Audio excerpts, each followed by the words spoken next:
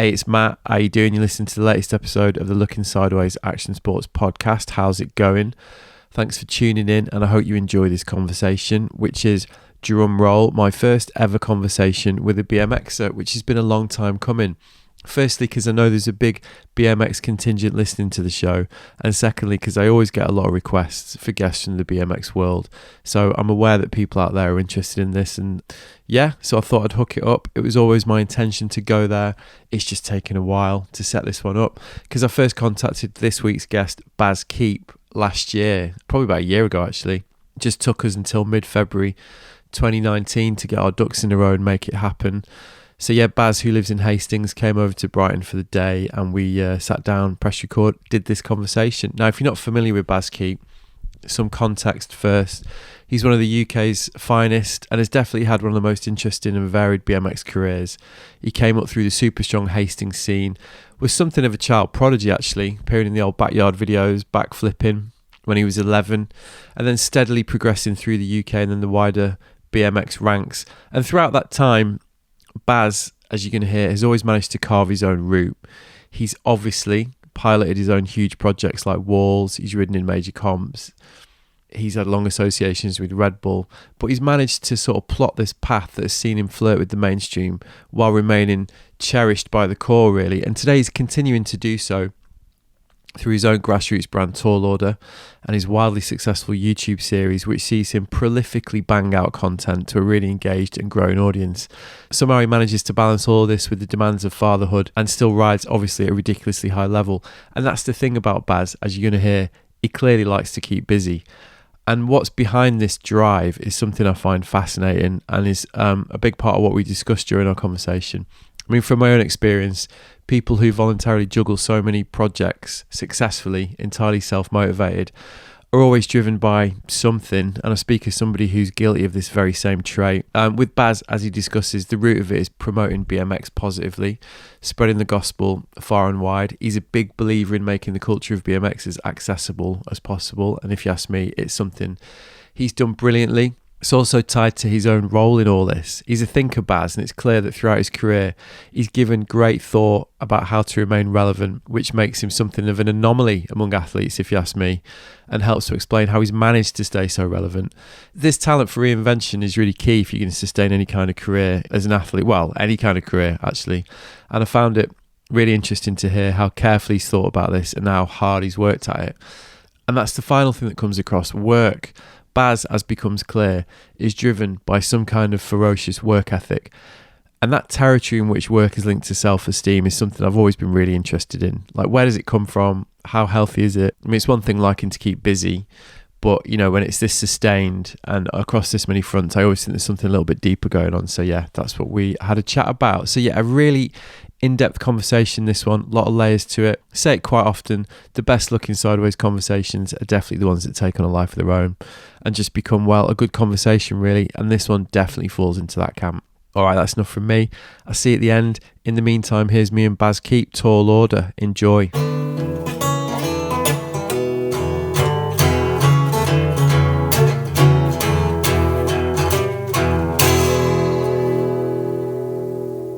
I'm with Bas Keep. We just took care of the little bit of work we had to do. That's done. How you doing? I'm great. Yeah, thanks for having me. That's all right, man. Thanks for doing it. How's things with you? How's the sleep? Sleep's not too bad. Recently had a baby boy, and yeah, the first 6 months are it's a definite transition into having a lot less sleep than I'm used to. Yeah, how are you finding that? It's difficult, really difficult. It's hard to wake up in the morning and then be motivated to go into work and have energy when you don't have energy. Yeah, well, it's not like you're not busy either. You've got quite a few things going on as well. So how have you found balancing all that? Have you had to change it up? Yeah, I mean, for me, I feel like I rely on motivation as the sole sort of driving force in my life. Like, and if I'm not motivated, it feels like it's a big problem. And so, yeah, when you get less sleep, you wake up and you're not as motivated. And I need to have that fire inside where I'm like, right, let's go out and make this happen, you know. Where'd you get that from then? I really find that exercise gives me motivation. Yeah, because you run, don't you, and you do a bit of swimming and all that stuff. And yeah, I really find that the more I'm conscious of my health, and the more I'm like run. If I go for a run in the morning, yeah, I'm motivated for the day. Then, yeah, you know. Have you always? Is that something you've always noticed? Because I'm really similar, but with me, it came as I got older. Basically, I kind of realised what I needed was routine in a way. You know, like if I ticked a few boxes, like you're saying, and mentally as well, go for a run, whatever it is, do some exercise. If I do that regularly, then yeah, I can kind of create a mood where I am motivated and I can do the things that I want to do. Was that something that sort of you always had, or did it develop? Yeah, I think I grew up being very active.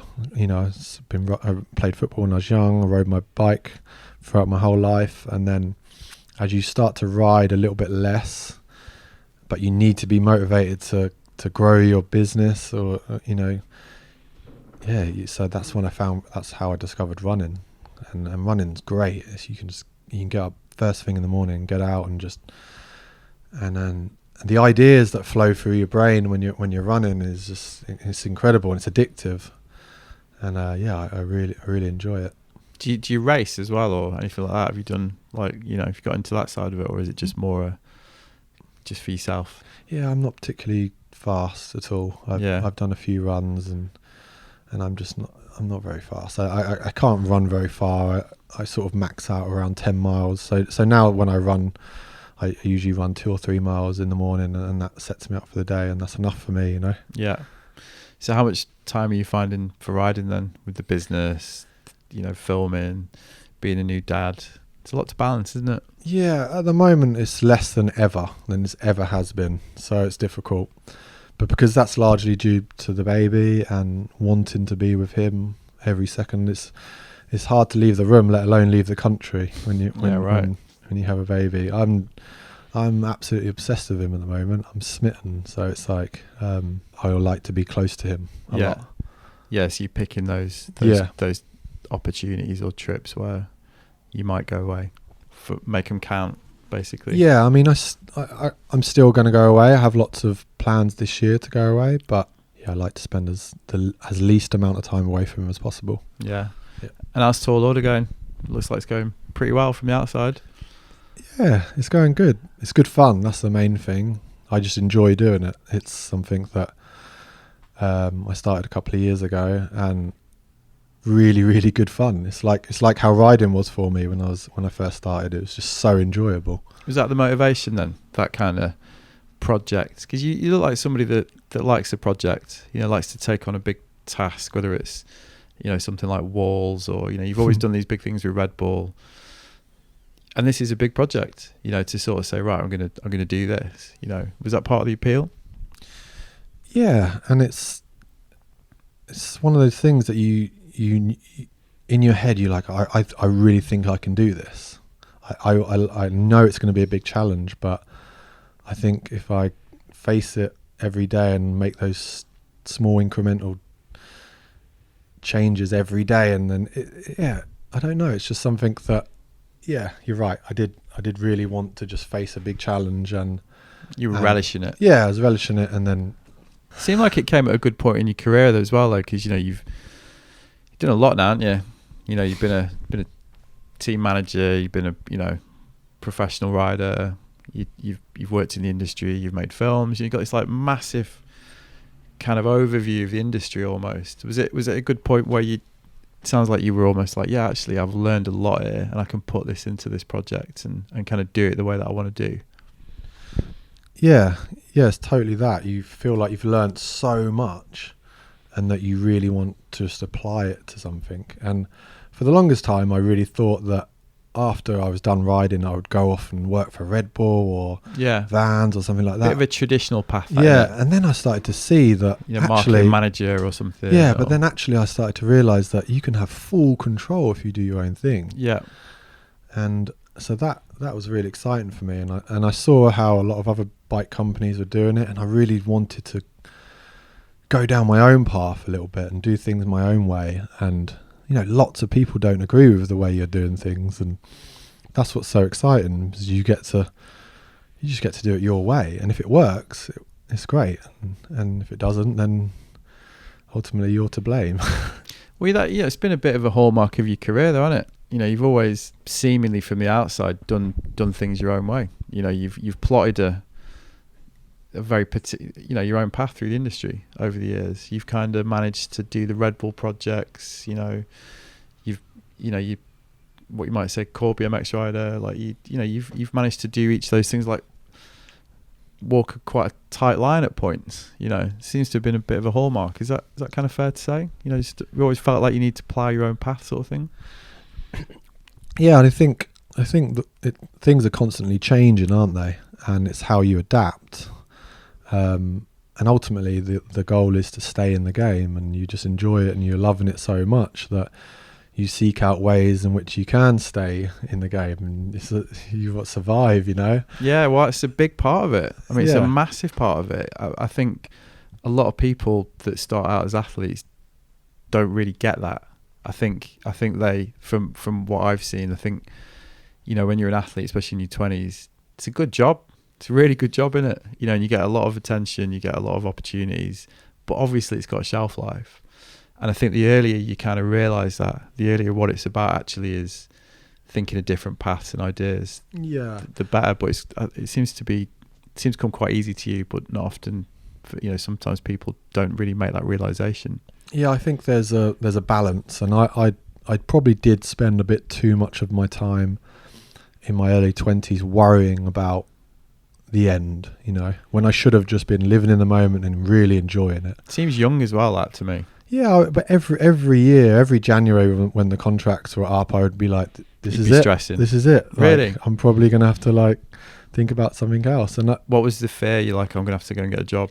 Yeah, I would always be like, "Well, I'm going to have to." But at the same time, I was very sort of positive about it. I would always be like, "Well, at least I got 3 years of no work." You know, whilst my friends are going to work every day, 9 to 5, I've done like, I would always be counting the years. I'd be like, I've done 3 years now of no work, you know, like I've just been traveling. So yeah. So I always really appreciated it. And I think, so I think there's a balance. You have to enjoy the moment, but at the same time, I did always fear the end. So I did always try and adapt and change to the changing environment so that I could stay in a job, you know? Yeah. So how did you break that little cycle that you were describing of stressing about it rather than enjoying it? What was it that kind of pushed you through that? Because that's the moment when you do get it, by the sounds of it, when you're like, actually, you know, this is what I need to do. What was it that... I still haven't broken it, to be honest with you. What, you still thinking it? Yeah, I still. When's it going to end? Yeah, you do. When the dream's going to end. And I do it with Red Bull, I do it with Vans, I do it with Tall Order, and I don't take it for granted, and that's why I try and do my job, you know, and I try and continue my relationship with my sponsors and with my company. I try and do things for them. I mean, I want to keep them happy, you know, and it's a two-way relationship. So I often wonder if it's just being a freelancer as well, to be honest, because you know, ultimately you are a freelancer. Yeah. Early 40s now, I've been doing this, what I do, which is also freelance, for like since I was 18, really.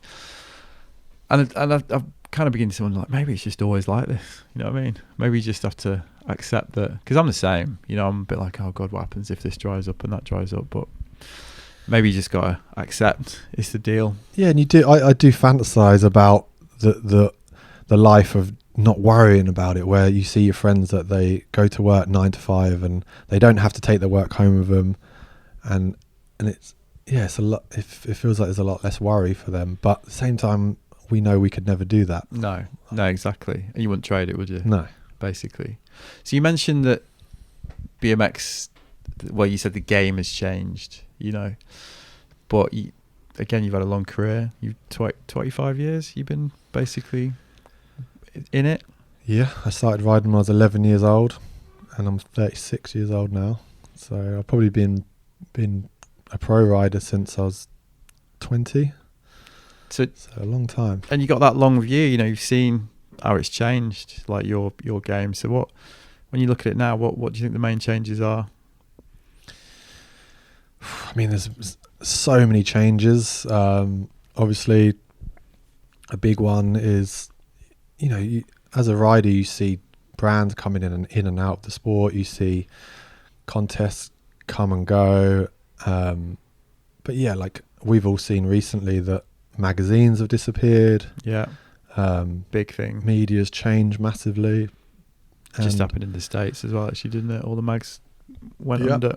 And then if you want to stay doing what you love, you have to adapt. And, you can sit and moan about it, or you can adapt and get on with it and be positive and appreciate the change. Or you go and do something else for a living. How easy does that come to the BMX world? Because obviously it's pretty underground scene, in a lot of ways. Do you think people find it easy to adapt in that way? For example, you've got something like, the Olympics on the horizon, which is like a massive thing. Now, I'm not asking you to comment on the Olympics, but I more mean, does it come naturally, or do people find it hard to cope with the way that it's changing and BMX's kind of place in the world, if you like, these days? You try and tell the story of BMX in a lot of ways, don't you? That's what Tall Order's about. That's what your YouTube stuff's about. You try to tell that authentic thing of what it is, Is that getting harder? Yeah, I really feel like my job has always been to promote BMX. Exactly, that's what I mean. And that's what you've always done. Yeah, I feel like it's to tell people that this is fun and it's positive and that they're welcome.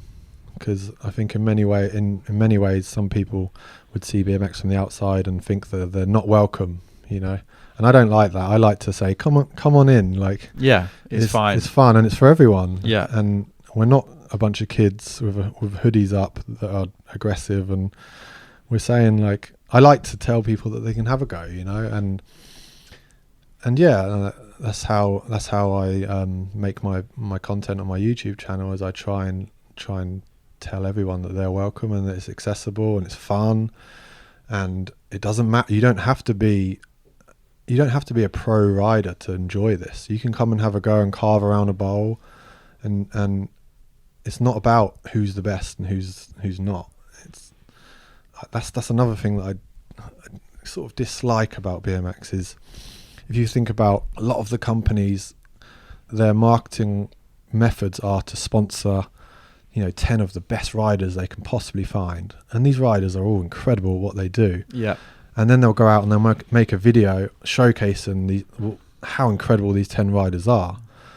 But for a lot of people that see that content, they think, God, I don't know if that's for me. Look at what he's doing down the handrails. That, like, how, like, it's just scary. I think a lot of people are like, that's not for me. I don't want to scare myself to death. Yeah. So you've tried to sort of not like approach it in a different way, basically. Yeah. I mean, if that's for you, scaring yourself to death, we're saying you can do that too, but you can also come and just hang out at the park and learn a few basic tricks, or just carve around the bowl, or just catch a bit of air. Like, you're still cool. You can still get a BMX and ride, and it's still fun. And I think BMX as a whole, if we want to all stay in jobs longer, we should be more inclusive and try and open up our marketing, and to tell older guys as well as younger guys that they can come ride. Yeah.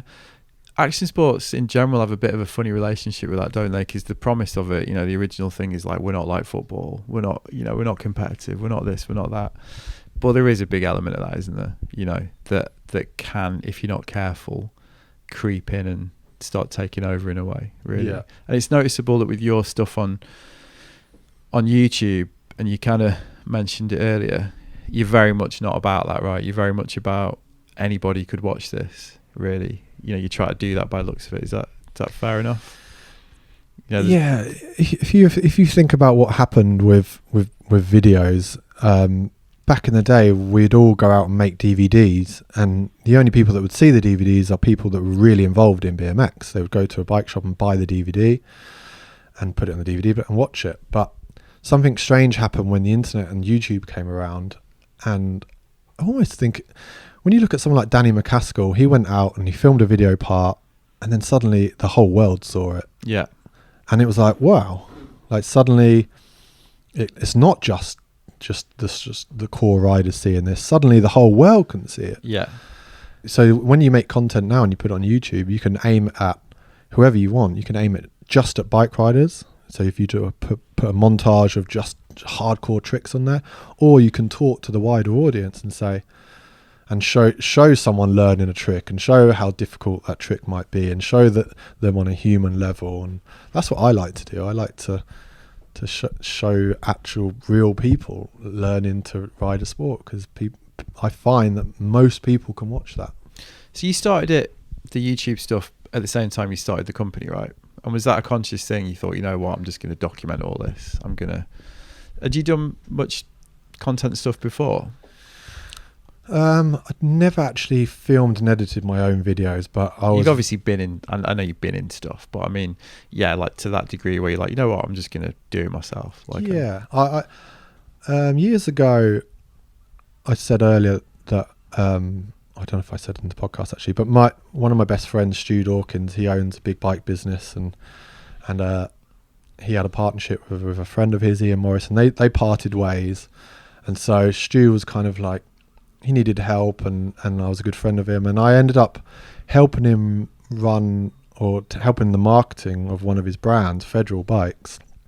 And it was a really exciting time for me to come in and help, because it felt like I was like, yeah, it was exciting to because I had riding as well. I was riding as a pro, but at the same time, this was something to sort of use my head a bit and help out. And we started producing content and sponsoring riders and changing the look of the company with the ads. And this is like your first kind of, if you like, in inverted commas, industry job. Yeah, you know, yeah, where you it was, yeah. And so yeah, we started putting content straight online as well. And at the time, we got a lot. There was people in the industry were like, "What the hell are they doing? Spending 5 to 10 grand on a trip and putting it straight online?" Yeah, like you can't do that. You can't do that. Like we're making DVDs. Yeah, but that content, it got loads of views because there wasn't a lot of content online. Yeah, and after sort of the space of 2 or 3 years, Federal as a brand grew substantially, and yeah, it was really, really good fun to help out, and that gave me a lot of confidence. Yeah, to sort of do my own thing, but not only that, there was lots of projects I did over the years, and yeah, when the opportunity came up to start Tool Order, I knew that I'd had a fair bit of experience. Yeah, again, it's that thing, you kind of got to the point where you'd accrued the experience and you were like, do it myself. Yeah, and then like you asked about did the idea to do the YouTube channel come as part of that, and it was, yeah. Like I think sometimes as a company it's good to be a little bit disruptive. Yeah, definitely. And a lot of the BMX companies were still exploring the same sort of routes of marketing, where they just make a DVD, they send the riders abroad, they make a DVD and they put it out. And I really liked the fact that there was this growing sort of thing happening on YouTube where kids that weren't involved, they didn't have sponsors or anything, they would go out and film their own videos, and they were developing these huge sort of followings, and they were just kids. They weren't pro. You know, and that was a strange thing for BMX to see. That these kids that weren't, they hadn't qualified for this role. They hadn't been given permission. Yeah, they didn't deserve these followers. Yeah, but they did. They'd gone out there and worked hard and made content and put it online, and people liked it. And while it felt like while the rest of the BMX world was busy continuing to make DVDs, these kids were gathering these huge followings just by going out and having fun. Yeah, and not worrying about the rules. Yeah. And I like that. I like that disruptive sort of. I should do the same. Like I like doing things a little bit differently. And I also at the time, like I said to you earlier, I really started to enjoy documenting. I've been on lots of BMX trips over the years, but I'd never gotten a chance to produce content in the way I wanted to. It was always the film were doing it, and I wanted to have a go. You know. Right. So how's that been? Because you got what? How many subscribers? Like 100,000? It's a lot, right? Yeah. And the views are high consistently, but you've obviously built up to that. So how was that? Because I'm imagining that you approached it in the same way, quite methodically. What can we learn? How can we make it better? So how was that? Because, it's one thing just banging a video on YouTube, innit? But to get it to the point where you've got it, it's like... Yeah, it takes a lot of work and insight, basically. Well, you imagine if you start a company, a BMX company, most companies have got like incredible pro riders that promote their brand, and I knew I couldn't have that because I didn't have the money to pay riders. So I did think, okay, so how can I promote it? So I ended up thinking, okay, let's just sponsor normal people, normal kids, and go out and document us having fun. And so we started the channel, and that was the idea, is just to go out and promote BMX and have fun. And I thought, you know what, we'll probably get a little following, and if we have a little following, that's fine. And we'll grow steadily, fans and all that. And then like I said, we spent probably a year or two making videos of us going out and having fun, and we were getting sort of 2,000-3,000 views, and we had a really cool little following of people that were like, lots of comments saying, we love this content, keep it up, we want more. And then one day I really thought really carefully about how can I get, a friend of mine was telling me, you need a viral hit. You got to go viral. And I was like, why do I didn't really understand what he meant by that. I was like, why? Well, you are Danny McCaskill. So I was like, how do you get a viral hit? And then sort of lots of meetings with Red Bull over the years have taught you how to get lots of people viewing your content. And so the one time I actually went out and I really, really tried to make a video that would go viral, and it did go viral. It did. We got 4 million views on it, and it was so much fun to film and edit that video. We'll come up with the concept, go out, film, edit it, and put it online, and then the next day to wake up and see the views just literally just dig, just like going up massively. It was such a good feeling. What was the formula? I don't know if you've watched the video, but there's a video on my channel. I'll put a link in, but explain for people who haven't seen it. So my thinking was, okay, so when you put out content, the first 5 seconds have to engage the audience instantly. And so, unlike with podcasts, as people that listen to this all know, this is longer form. So I thought, okay, how can I engage the audience within the first 5 seconds emotionally to want to watch a 10-minute long video? Yeah. So I went to an incredible looking spot, which was a huge sound dish. It was used in World War II to detect enemy planes coming over. The idea was that this huge concrete dish would pick up the vibrations. Yeah, they did, didn't they? They were basically to capture the sound, weren't they? And they look incredible, visually incredible to look at. And I'd ridden them over the years a few times to film for video parts.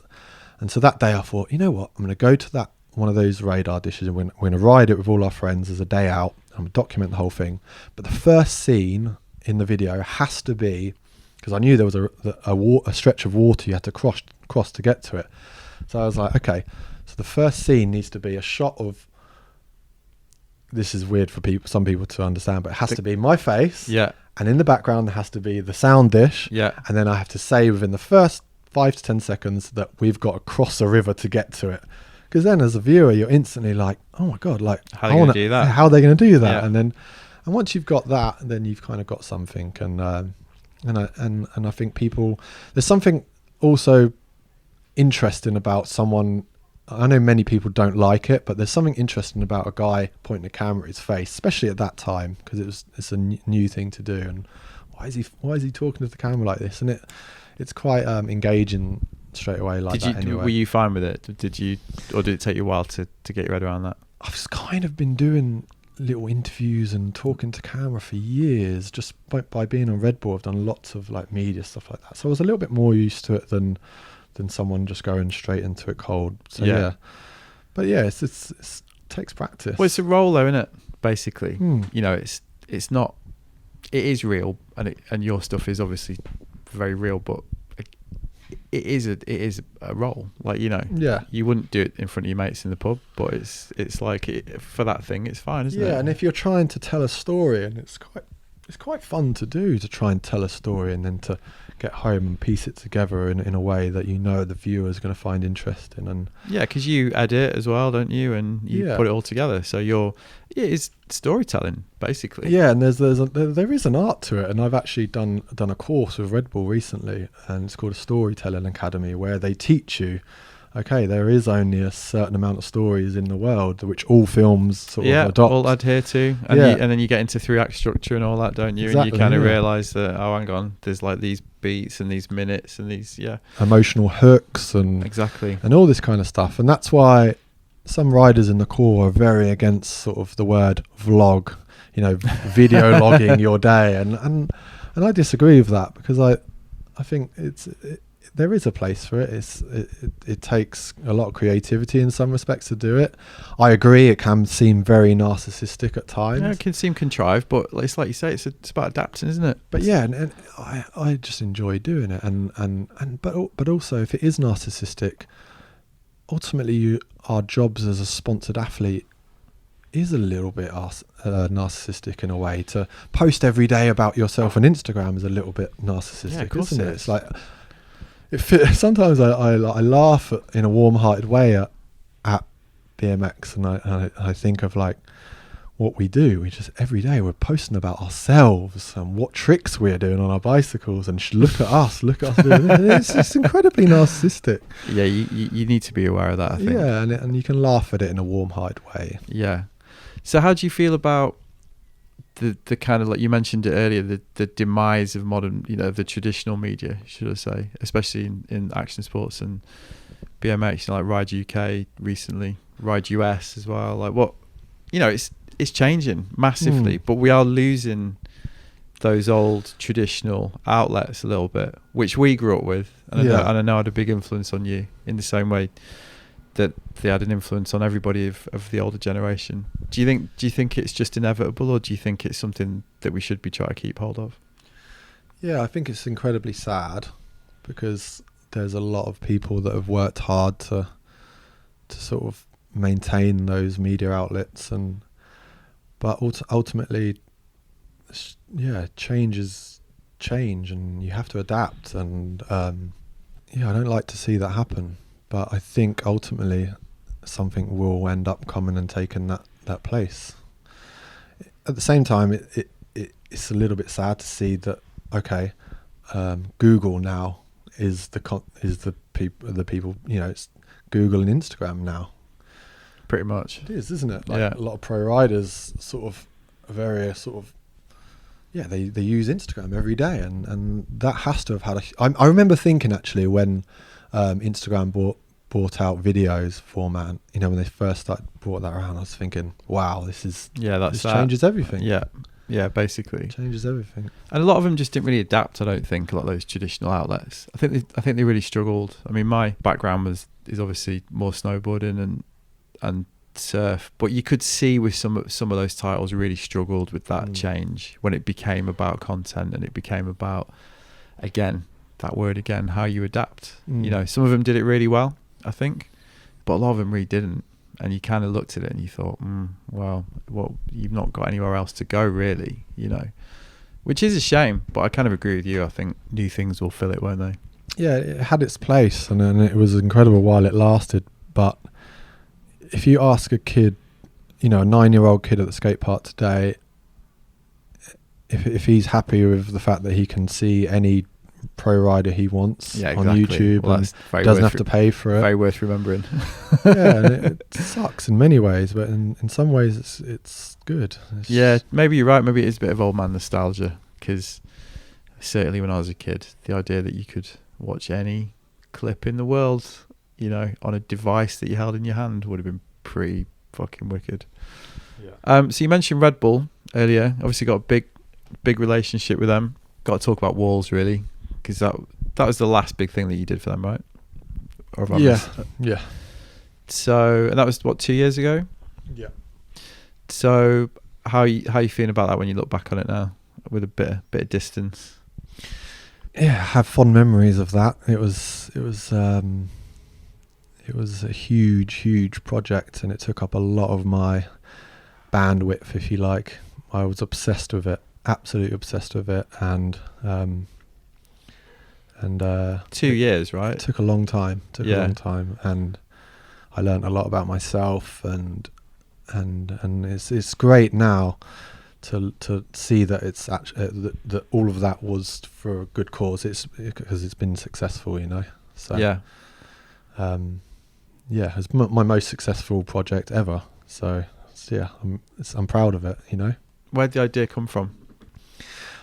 That's an interesting question, because I often try and look at where the idea came from. I'm sure you've been asked that question before. Yeah, and it's obviously, you know, where does an idea come from? Ideas aren't just, definitely didn't just come from my head. It's a combination of lots of things.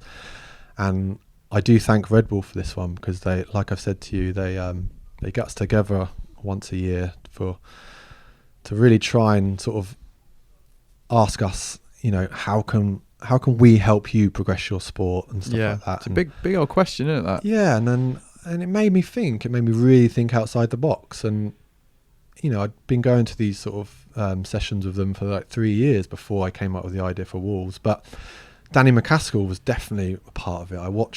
I looked at his videos and I was like, why did they go viral? What? Yeah. How, you know, and he spoke to people that don't understand our sports. Why do you think it was, while we're talking about it? Because I've thought about that a lot as well. Because it in a way, it's quite inexplicable how massive that was, you know, but I ended up thinking, well, basically everyone understands what a bike is. So it's like, so you get how hard it is if you know, if you look at snowboarding and you get an ordinary punter and you say, basically, like, no, honestly, that's impressive because it's really hard. Like, someone's like, yeah, they don't get that. But everyone's ridden a bike. So like, that's what I put it down to in the end. Just a bit like, everyone's got a way of understanding how mind-blowing what he does actually is. Yeah, and that's what Red Bull say to you. There's like, how can you convey what you're doing, like, in an accessible way? Yeah, so if you imagine it, if you took members of the general public to a skate park and we're riding all these ramps and stuff, it's going to look incredible, but there's no context for them. If you took that skate park and you put it next to a car, then suddenly they're like, oh, I get it, like, that car's like that tall and I'm this tall and he's doing a backflip over that. Double-decker bus next to it. Yeah, totally. Yeah, well, yeah, but it's that's the thing, though, isn't it? That's the context. Yeah, and I remember Danny McCaskill's first edit, it went viral, you know, multiple millions of views, and if you look at that edit, and I did at the time when I was trying to figure out how can I get one like that, you know, and he did. He was incredible riding, but I really liked the way it was shot. There was shots of the members of public like watching, and he included them, and he used landmarks, and I just became really interested in that kind of stuff. And so when I came up with the idea of Walls, I actually got the idea of the methodology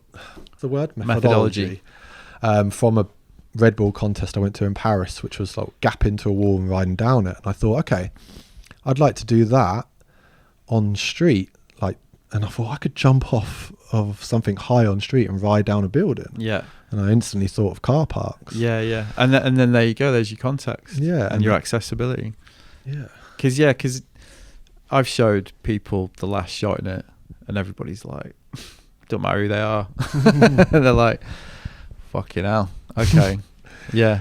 So did it change from that initial conception to what it became?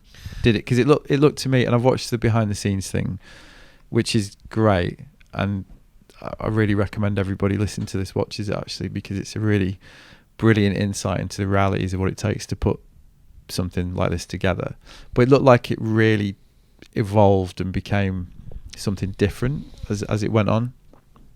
Yeah, you're right. At first it was a small gap to a wall, and I thought, okay, we'll take like the same size ramps to different gaps, and I thought I'd find lots of them, but ultimately I couldn't find smaller gaps, so I had to practice these huge gaps, and then it grew, and I almost learned a new technique of riding throughout the making of it. And and then we found that the spot, like you speak of, the last spot in Croydon. It's in Croydon, right? Yeah. And it was too big. But we couldn't find one that was slightly smaller, and it was the only one we had to work with. So I became obsessed with it. Well, you must have shit yourself. Let's be frank. I mean, was it scary? Yeah, that's a really daft question, but you know, it's funny. People say to you, "You must have big balls. You're not scared, are you?" I was fucking terrified. No, I bet you were, and that's why I want to ask the question, because you look at that and I thought, and I don't care how experienced you are or how, and obviously you've invented that. You know, you're the one that's thought of that, but it looks scary. I was terrified of it for 4 months. Yeah. So how did you build up to it? Was it just a mental thing of making yourself? We tried to simulate it in the warehouse we had. We tried to practice the movement and try to do the distance, but ultimately we were trying something that we didn't know what was going to happen. Yeah. I was landing.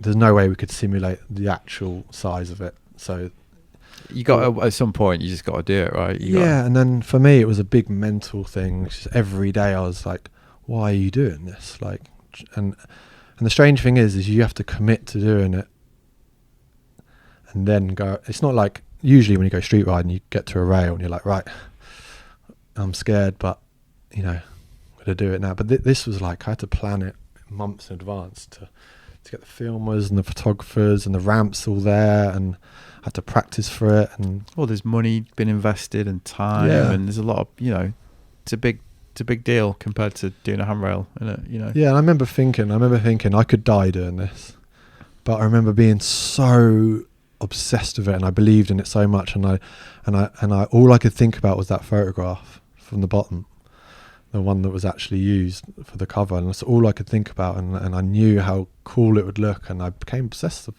with it, and to the point where I was like, I could die doing this. It was weird, almost like accepted that could happen. How many did you do? On the day I tried it twice. Right. Yeah. And then you addressed it on YouTube, but you got some shit as well. How did you feel about that?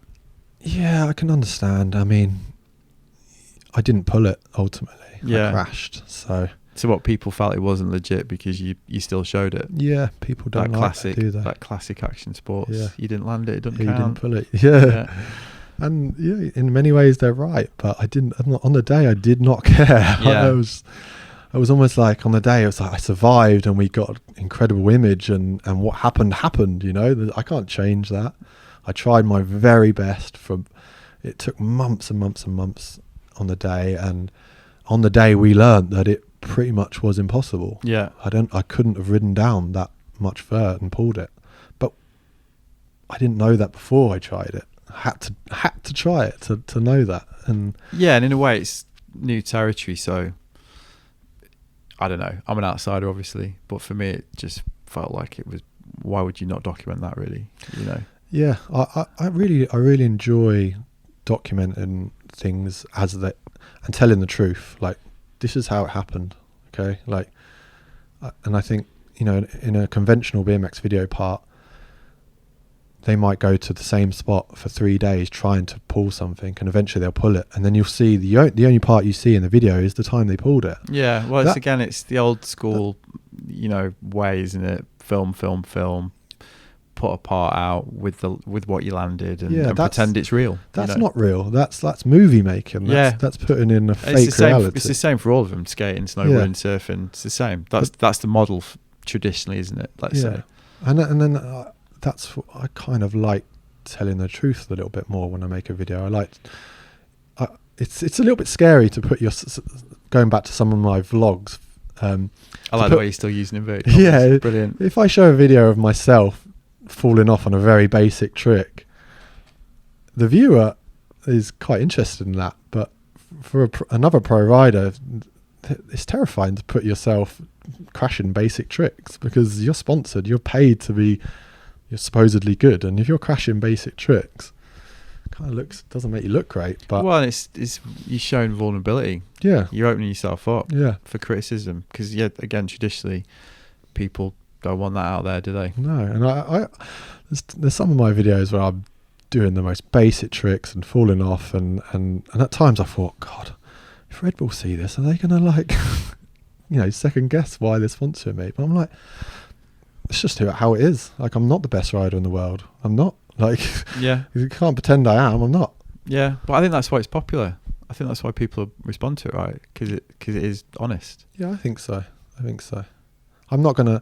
There's no way I can compete with the riders, going out and doing the best video parts these days. There's no way I can do that. No, I can't. I mean, so I can film me going out and riding with my friends and having fun. I can do that, but I can't be the best.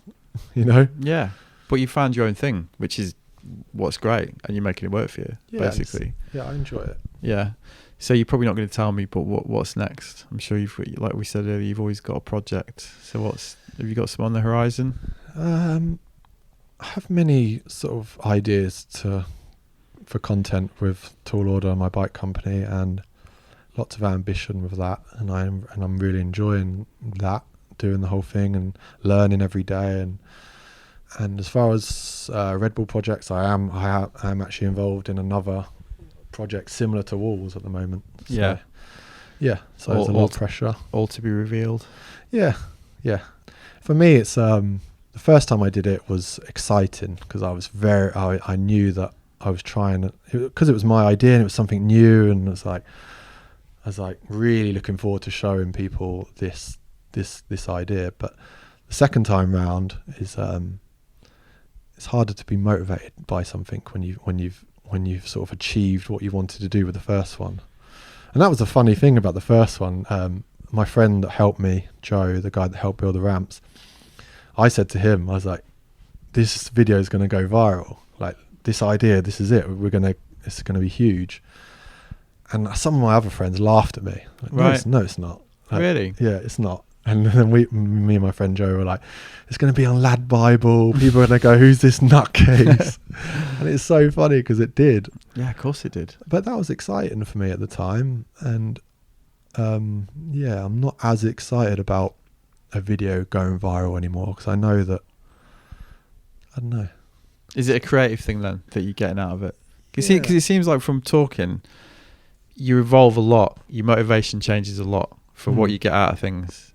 Do you know what I mean? Like it's almost like you finish a project and you're like, okay, done that. What's next? Yeah, I think a lot of people must be able to relate to that. Is you get bored of something once you've done it, and it's hard to stay motivated by things. Do you watch old stuff? Because that's something I've noticed from people. Like once, you get so immersed in something.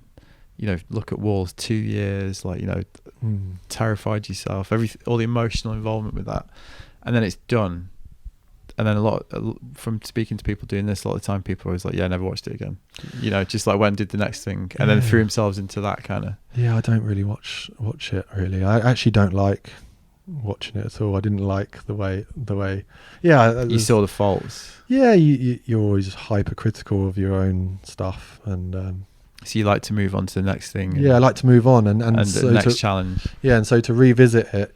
In many ways, I am excited to revisit it because there's lots of unfinished things I'd like to do. I have a lot more resources with this next one. Yeah. With the first one, I was very much alone. Red Bull really didn't know how to react to it because it was it felt at the time like I was running off on this with my weird idea, and my athlete manager at the time didn't really know how to help. I don't think he believed in it really, but I believed in it. I was like, no, I believed in it so much.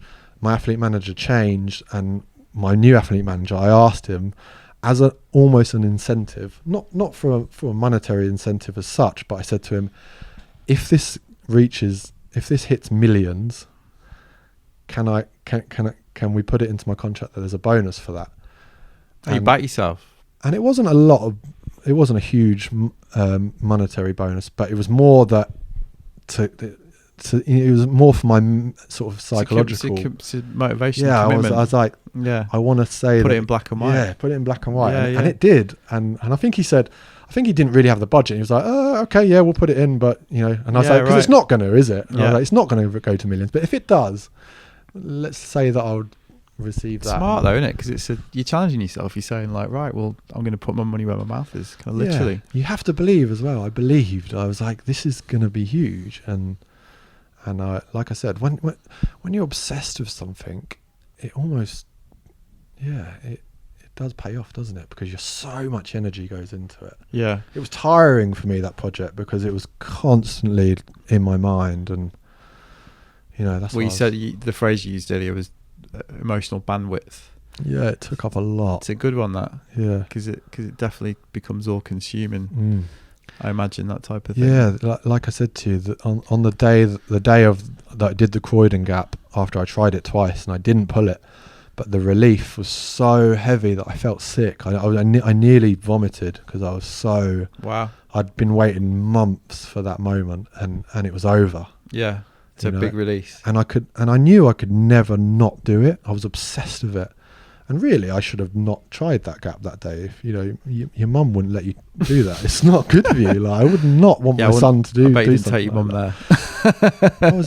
I felt a lot of guilt with people that love me in my life about that. I was like, God, I don't want them to. Yeah, they must trust you though, right? My mum hates what I do. Does she? Yeah, she's never liked it. Because I don't blame her. Because she's just scared, basically. Yeah, she's always said to me, she's never supported me in BMX. She's always said, I wish you just have a normal, like, safe job. So she's never got to the point where she's been like, actually, I was wrong, kind of thing. She's proud, but she loves tall order. She loves the fact that I'm involved in the business side of it. Yeah, because she sees that I can. An end. Yeah, stop her. She's seen me in hospital. I've spent a lot of time in hospitals over the years, and damaged myself a lot and broken bones. And she's always, and I can relate to that now. People ask me about my son. Do you want him to get into BMX? And I say, I hope he does not. Yeah, no way. Accountant. Yeah. Yeah, right. I don't want to see him get hurt. No, of course. But yeah, that's funny because I never really asked people that, but it is interesting because obviously what you do is, comes with levels of risk. It's interesting to hear you say that you feel guilt about that. Because I bet when you were a kid you didn't give a fuck, right? Yeah, in the build up to the Walls Gap, the Croydon one, I felt guilty when I was hanging around with my girlfriend and my mum. I was like, it's not fair, really. I'm about to risk my life. Did they address it with you? Did anyone bring it up? I remember my girlfriend would say stuff like, "You're not doing that one, are you?" Or something like that. You're not doing anything dangerous, are you? And that's when you feel guilt, when you say, no, it's fine. Have you seen Free Solo, the Alex Honnold film? Do you know that story? No. He soloed this climb in Yosemite on El Capitan. I think it's 3,000 foot, no ropes. Anyway, it's an amazing film. And there's a scene in that where, if he falls, he's dead, obviously. And there's a scene in that with his girlfriend where she tries to talk him out of it, basically. It's really interesting because it's this conversation, but they directly address it. And he's a bit like, well, it's who I am. It's what I do, Sorry. Yeah, it's incredibly selfish in some ways. But has that changed then your attitude to it as you've got older? This sense of guilt that you're talking about? I see. Once you get an idea, like I had with Walls, nothing could stop me. Yeah, I was a man obsessed, and so if I say to you now I've changed because I've got a son, I don't know, because next year there could be something new that just takes over my mindset, and I've suddenly become this selfish, just obsessed with that goal again, and it's. But it sounds like what you get out of these things evolves as well. So that's why really interesting to see how it develops, because you definitely seem like somebody that is looking for something different as you get older, and it's not always about the same thing. It's not always about just getting the same result, same outcome. You want to change, you want to progress. So it'd be interesting to see how fatherhood kind of affects that, really. Yeah, it definitely does. It's already affected it. Yeah, you care deeply about your son and stuff like that, but yeah, my goals now are, I'd love to see the business grow, and well, exactly. It's a whole other arena, isn't it? That and then give back to BMX, sponsor more riders, and hopefully see them, progress and go on the same path, and hopefully they will give back and grow the sport. Is that a big part of it for you then, like supporting the scene? Because from what I know of you, when you were a kid, you had a lot of older role models, you had a lot of older mentors around, a lot of older riders that presumably, you mentioned Ian and Stu earlier, that presumably gave you, helped you along. And it looks like you try to do the same thing with tall order to a certain degree. Yeah, I definitely had a lot of help, and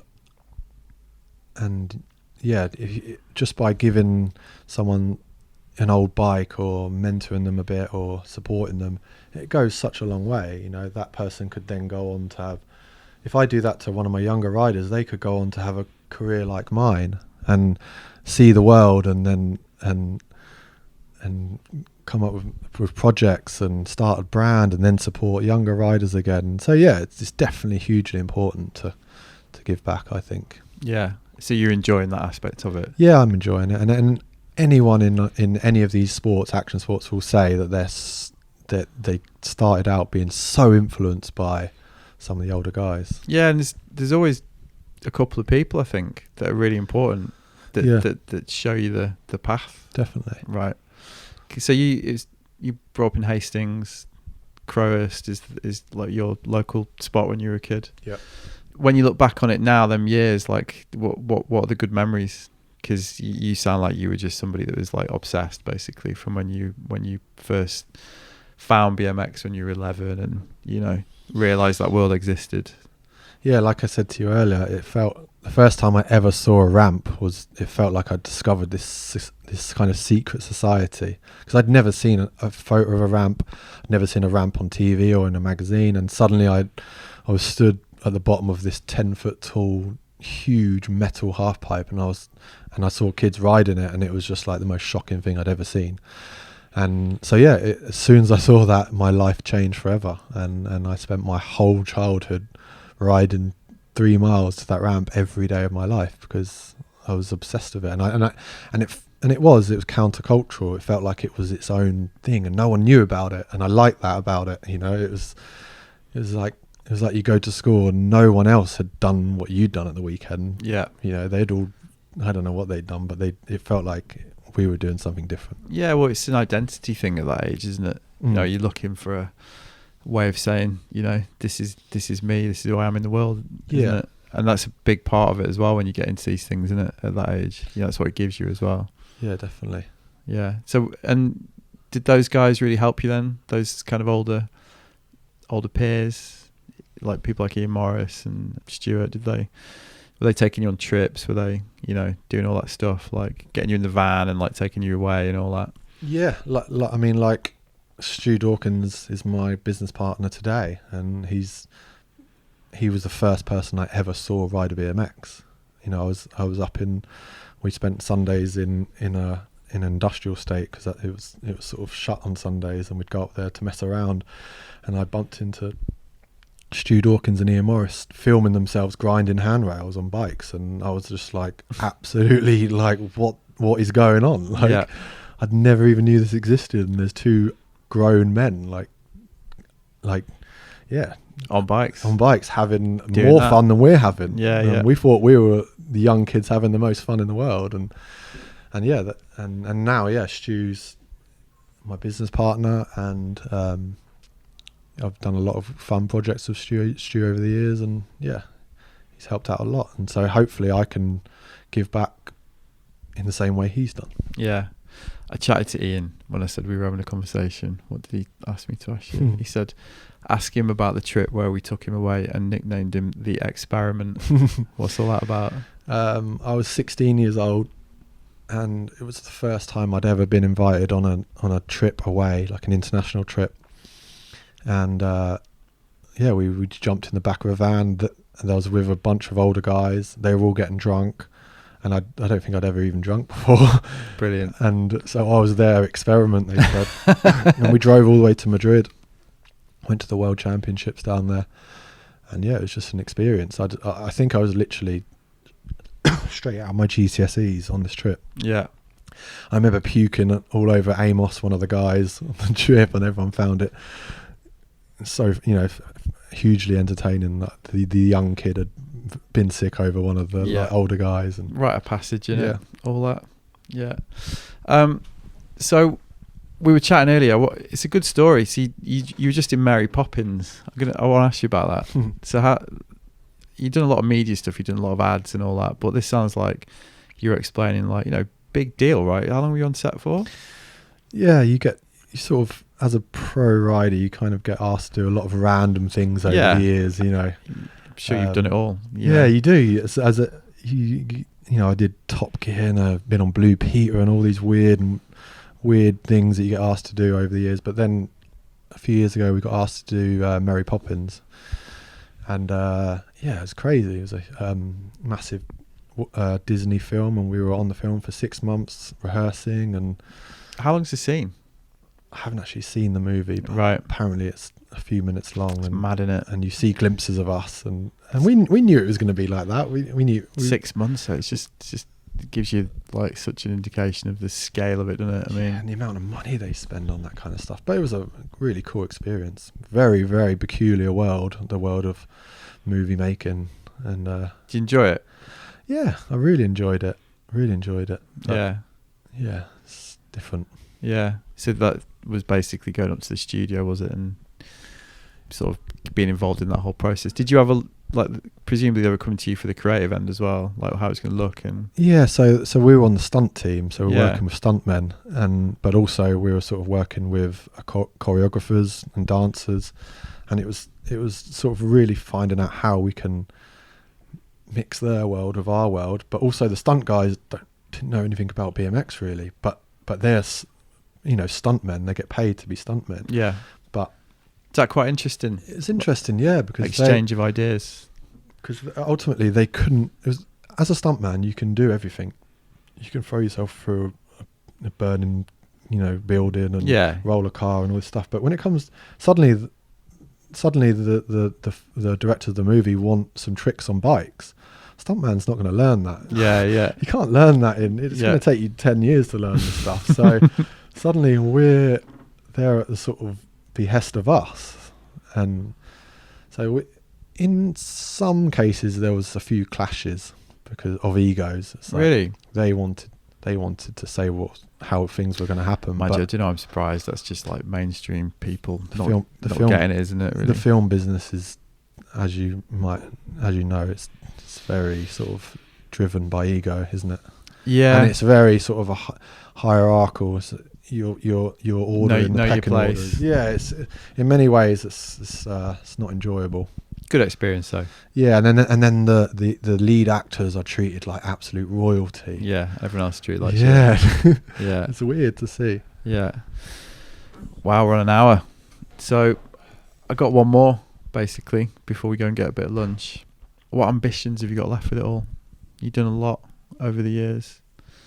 Got the company, got your riding, got the YouTube stuff, got a lot going on. A lot of opportunities as well still. What do you think? What's left? I want to sort of, first of all, I want my son to see the world. Like when I recently had a baby and like suddenly life starts over again for you. It feels like you're so excited by everything, like showing him things he's never seen, like the sea and stuff like that. And so that's reignited my love for life in many ways. Hello, being joined by Paddy. All right, Paddy. And All right, mate. and yeah, I'm really ambitious. Paddy's with a dog, obviously. Is this your? He's not actually my dog. He's my dog's best mate, though. So he's probably looking for my He's dog. lovely. Yeah. Yeah, I'm ambitious still, and I'm 36 years old now, so I'm not getting any younger. I don't want to particularly be throwing myself off buildings and bikes forever, but there's a few things I'd like to continue to do. I want to carry on riding. I love riding. Yeah. It's sort of what keeps me sane. Well, you'll always do that, though. Yeah. Right? Yeah. And yeah, I'm interested in life and where it take me. I don't have a specific route. I don't even know whether tall order is going to be something I'm going to do forever. At this point, it's not making huge amounts of money, so but there is potential there. Yeah. So it's just a case of take every day as it comes. Work hard. I like to work hard. Yeah, it sounds like you've got a real good work ethic. Do you get a lot? Is that quite linked to your self-esteem? We started off earlier talking about routines and setting yourself up for the day and all that. Do you need to work hard to feel good about yourself? I do. I don't feel happy at the end of the day if I've not done something productive, and that's in some ways that's quite annoying to have. Yeah, because you just I can empathise with that. Sometimes you can't relax. Sometimes you just want to turn it off, right? Yeah, switch it off. There's more to sit life. on the sofa. There's more to life than chasing. I bet you can't sit on the sofa.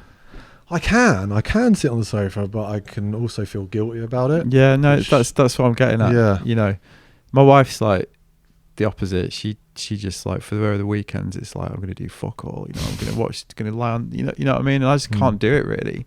Because I've got a to-do list running around my head, or, I've got stuff that I know I need to be doing, and I'm reconciled with it now, but it is a bit annoying, Sometimes I do, and you just struck me that I imagine you have a similar thing from the conversation that we've had. And then when does that stop, I don't These know. to-do lists aren't really necessarily sometimes pushing you further down the path, or whatever that means, but for some reason it makes you feel better. Well, they're about order, aren't they? They're about organisation. They're about feeling like you're in control. That's what I think anyway.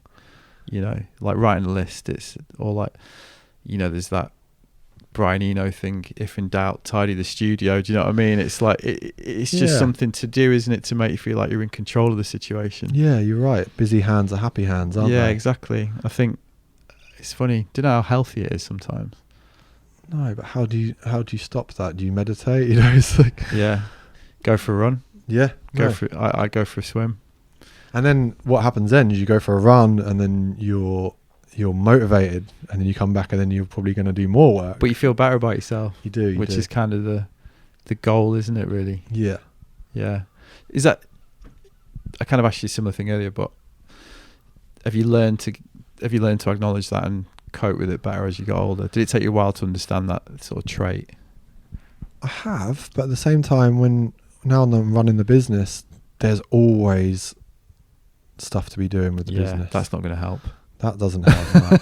So that, that's the problem when you run a business. There's you could always be busy. You could have 3 to-do lists. Yeah, exactly. Yeah, that's not. So that makes it difficult to switch off. But I'm lots of things that I'd like to get done, and the main point is it's good fun. Yeah. When I'm doing these things, it's not. It comes across like it is. Yeah, I'm not hating like work, the daily routine. So no, it really doesn't look like that. No. I mean, it looks like you have a good sense of when to change as well, which I think is another important thing.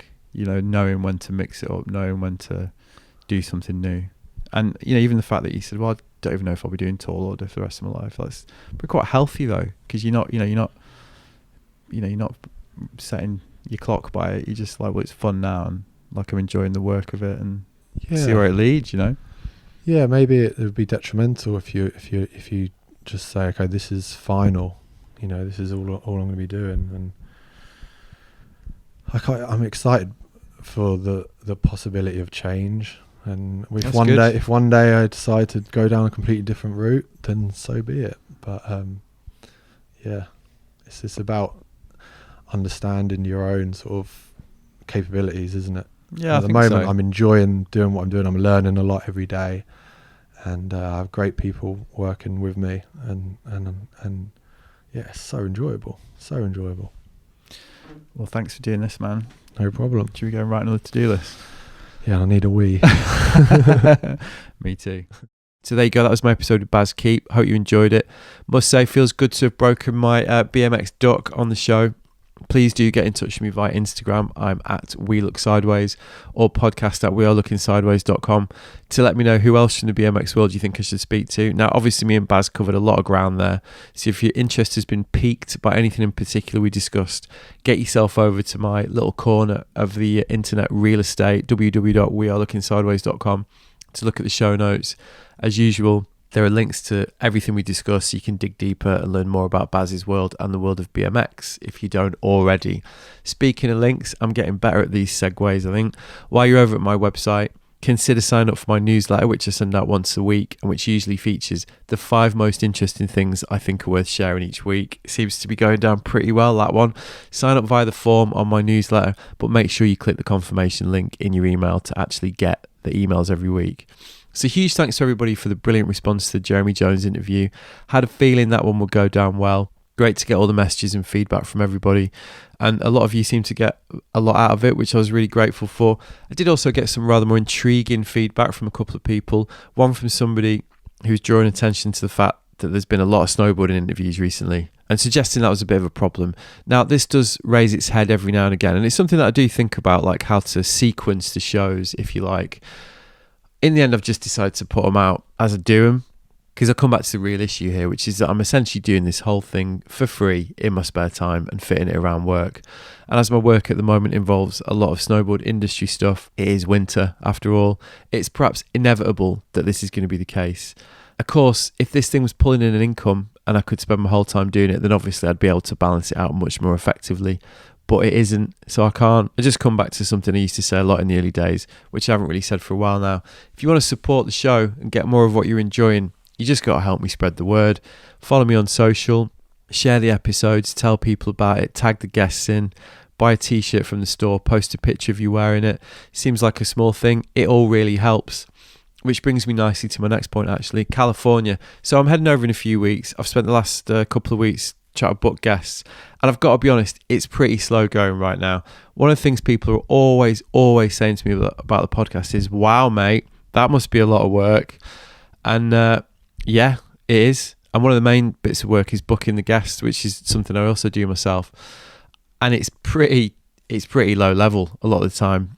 I mean, I went to Australia the other year. I got Lane Beatsley on the show by literally emailing her off the web form on a website when I was in Manly and asking her. She didn't know me from Adam, but because she's really nice, she said, yeah, we did the interview. She enjoyed it. She emailed Tom Carroll, said he should do it.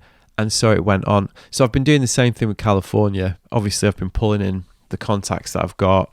Big up Don Brown, actually, who's been amazing. Really trying to help me out. Todd Richards as well has really been trying to help me out. Very much appreciated. But a lot of it is just emailing people and contacting them and, you know, just saying, all right, how you doing? I'm coming to California.